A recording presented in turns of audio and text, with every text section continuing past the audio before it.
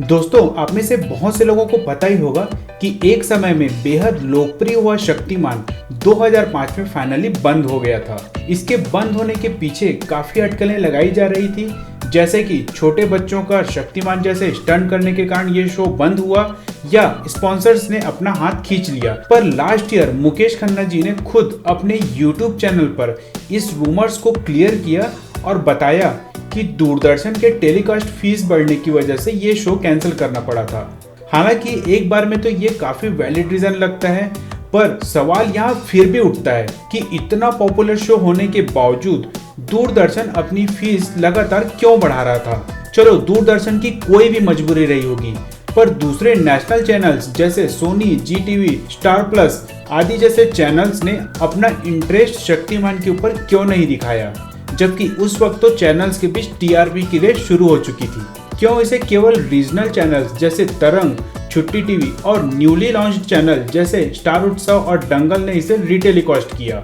हमेशा पॉपुलर चीजों की खोज में लगी रहती इंडियन फिल्म इंडस्ट्रीज शक्तिमान की ऐसी कोई फिल्म अब तक क्यों नहीं बनाई जो थिएटर में रिलीज हो। हाँ, आप में से कुछ लोग ये सोच रहे होंगे कि शक्तिमान की फिल्म हमारा हीरो शक्तिमान की नाम की एक फिल्म आ चुकी है, पर आपको तो पता ही होगा कि वो केवल पोगो चैनल तक ही सीमित रही थी। टूडे की शक्तिमान जरूर आई, जिसकी मैं डेफिनेटली तारीफ करना चाहूंगा, पर वो भी केवल एक साल ही चल पाया। पर 3D की बात करूं तो अब तक नहीं आया, और जिसके आने का अनाउंस भी किया गया था, पर कुछ सेकंड के टीजर देखकर ही आपका रिएक्शन कुछ ऐसा ही होगा। तौबा तौबा तौबा, थारा मूड खराब कर दिया। वैसे ऐसा एनिमेशन देखकर शायद क्रिएटर का मूड भी खराब हो गया था, इसलिए दोनों ही चैनल्स में आपको देखने मिलेगा ये। तो आज के इस वीडियो में हम इन्हीं सवालों का जवाब ढूंढने की कोशिश करेंगे दोस्तों। जानेंगे वो 5 पॉइंट्स जिसके कारण एक समय में बेहद लोकप्रिय रही शक्तिमान आज अपने अस्तित्व बचाने की लड़ाई लड़ रहा है। तो चलिए दोस्तों, शुरू करते हैं आज का ये स्पेशल केस स्टडी वीडियो बिना किसी देरी के। पर वीडियो शुरू करने से पहले मैं आपको एक बात बता दूं दोस्तों कि मैं खुद उन लोगों में शामिल था जो स्कूल बंक करके शक्तिमान देखा करता था, शक्तिमान के स्केचेस बनाया करता था और कभी कभी शक्तिमान के कॉस्ट्यूम बनाकर भी पहना करता था। ये बताना यहाँ बहुत जरूरी है दोस्तों, क्योंकि कई बार मैंने ये महसूस किया है कि इंडिया में क्रिटिसिज्म को एक डिसरिस्पेक्ट मानते हैं। आप अगर किसी चीज को क्रिटिसाइज कर रहे हो, इसका मतलब आप उसके हेटर हो, पर यहाँ ऐसा कुछ भी नहीं है। इस एपिसोड में हम केवल उन मुद्दों की बात करेंगे जिसके कारण आज हम केवल शक्तिमान का रीटेलीकास्ट ही देख पा रहे हैं, उसका नया सीजन या मूवी नहीं।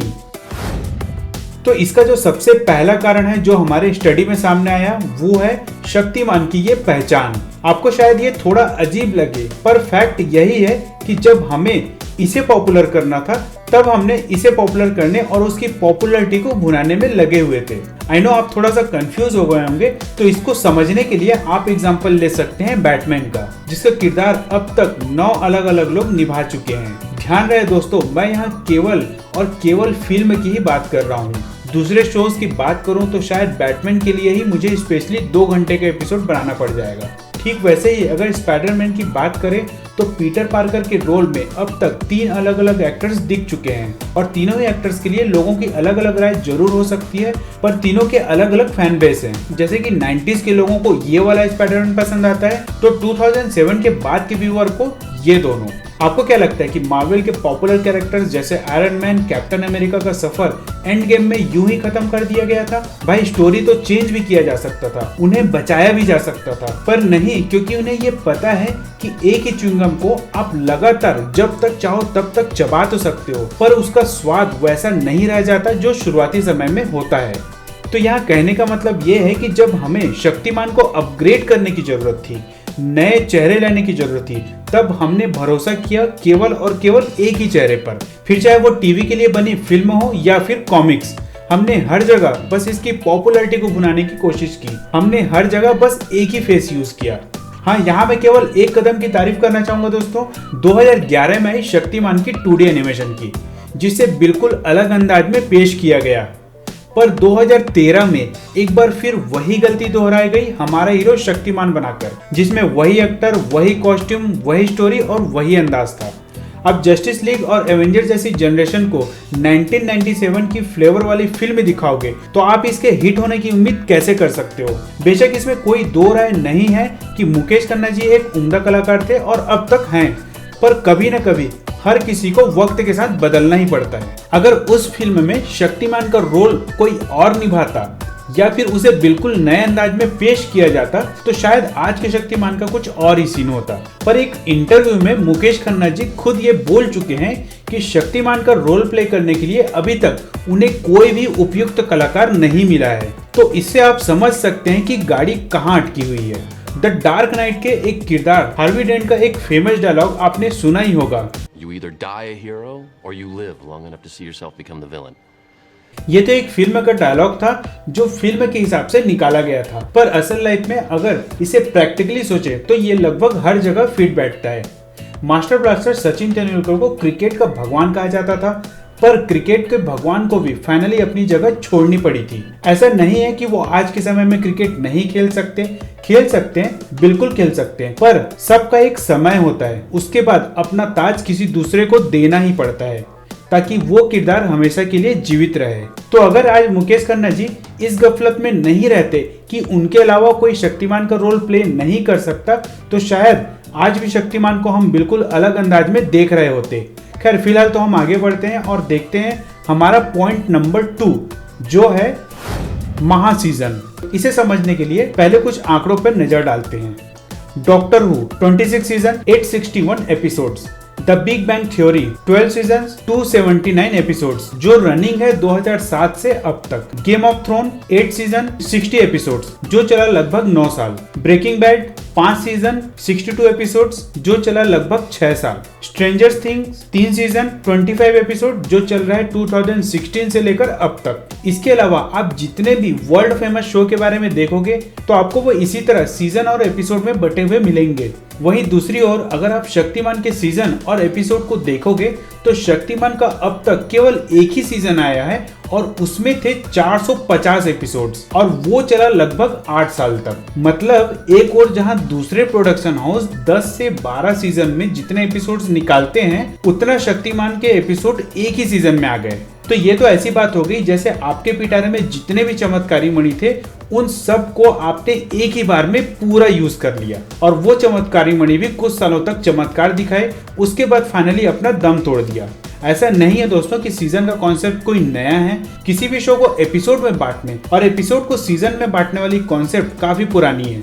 यहाँ तक कि मुकेश खन्ना जी का इंटरव्यू को देखकर आप भी ये अंदाजा लगा सकते हैं कि दूरदर्शन खुद अपने किसी प्रोग्राम के लिए केवल 26 स्लॉट्स ही अवेलेबल रखता था, बट फॉर्चुनेटली उन्हें 104 स्लॉट मिल गया जो कि किसी नए कॉन्सेप्ट के शुरुआत के लिए काफी अच्छा था। पर बढ़ी हुई टीआरपी और लोकप्रियता को देखते हुए शायद मेकर्स ने लॉन्ग टर्म के सोचने के बजाय जब तक चल रहा है चलाओ वाली नीति अपनाई और गलती यहीं से शुरू हो गई थी। शक्तिमान भले ही 2005 में बंद हुआ पर दरअसल इस शो की टीआरपी 2001-2002 में ही गिरनी शुरू हो गई थी। पर चलो टीआरपी की बात छोड़ देते हैं। मैं आपसे प्रैक्टिकली पूछना चाहता हूँ, आप में से कितने लोगों ने 1997 से लेकर 2005 तक पूरा 450 एपिसोड लगातार देखा है? आप चाहे तो इस वीडियो को पॉज करके अपना आंसर दे सकते हैं और मैं यहाँ 100% श्योर होऊंगा कि बहुत से लोगों का जवाब होगा ना, क्योंकि भाई इतना लंबा और लगातार किसी एक शो को देखने का स्टेमिना शायद ही किसी के पास हो।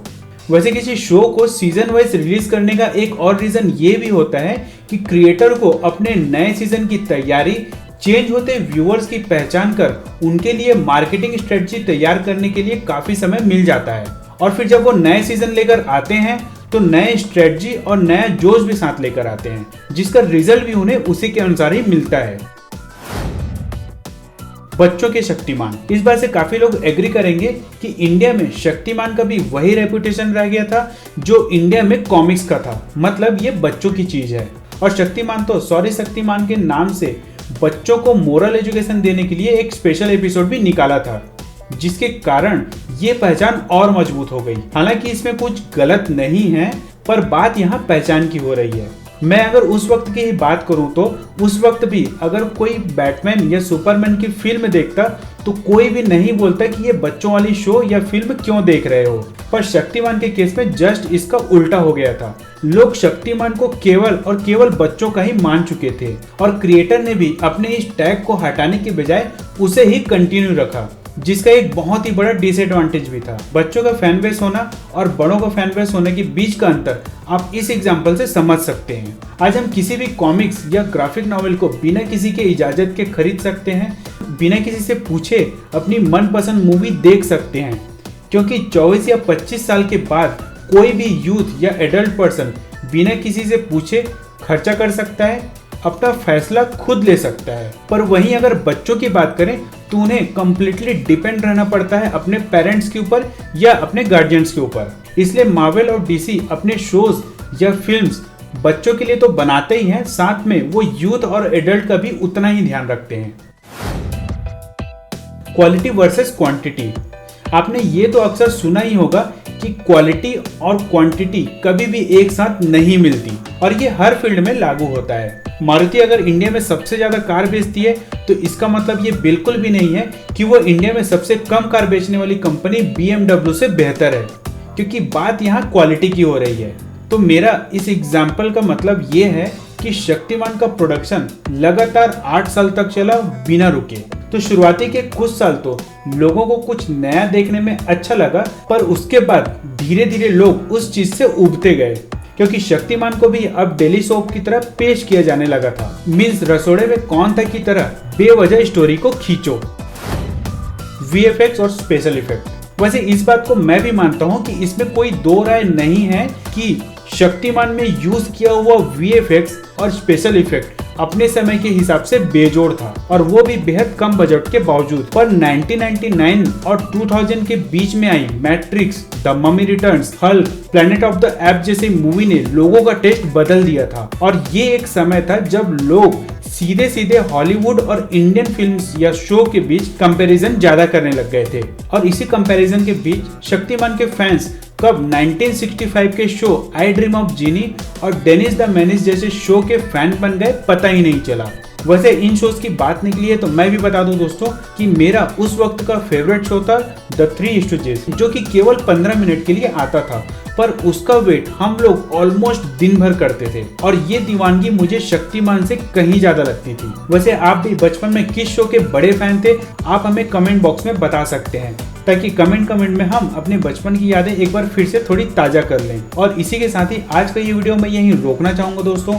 उम्मीद है आपको मेरा ये केस स्टडी वाला वीडियो पसंद आया होगा तो भाई लाइक और अपने दोस्तों के साथ शेयर करना ना भूलें।